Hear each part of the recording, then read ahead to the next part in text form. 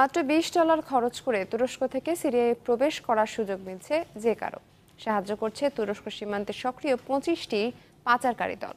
তাদের বরাত দিয়ে বার্তা সংস্থা এপি বলছে, সিরিয়ায় অনুপ্রবেশকারীদের বেশিরভাগই যোগ দিতে যাচ্ছেন ইসলামিক স্টেট, আইএস বা অন্য কোনো বিদ্রোহী সংগঠনে।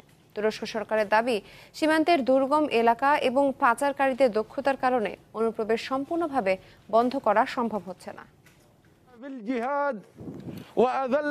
মার্কিন গোয়েন্দা সংস্থা সিআইএর হিসেবে ইরাক সহ বিশ্বের বিভিন্ন দেশের অন্তত ৩১,০০০ মানুষ এখন ইসলামিক স্টেট আইএস এর সদস্য। আর বিভিন্ন মানবাধিকার সংস্থার হিসেবে এই সংখ্যা ৫০,০০০-এরও বেশি। একটি বিষয়ে অবশ্য একমত দুপক্ষই।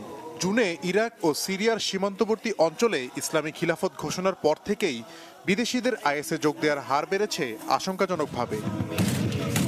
প্রশ্ন হলো, বিশ্বমোড়লদের এত তোড়জোড়ের পরও কিভাবে সদস্য সংখ্যা বাড়িয়ে যাচ্ছে আইএস? বার্তা সংস্থা এপির অনুসন্ধান বলছে, বিশ্বের বিভিন্ন দেশ থেকে সদস্য সংগ্রহে তুরস্কের অনকুপিনার অঞ্চলের ইরাক আর সিরিয়ার প্রায় ১৩০০ কিলোমিটার সীমান্তকে কাজে লাগাচ্ছে চরমপন্থীরা। আর এ কাজে তাদের সহযোগিতা করছে সক্রিয় ২৫টি পাচারকারী দল। আমরা গোপন পথে বিভিন্ন দেশের মানুষদের সিরিয়ার কিলিস শহরে নিয়ে যাই কিংবা সেখান থেকে তুরস্কে নিয়ে আসি।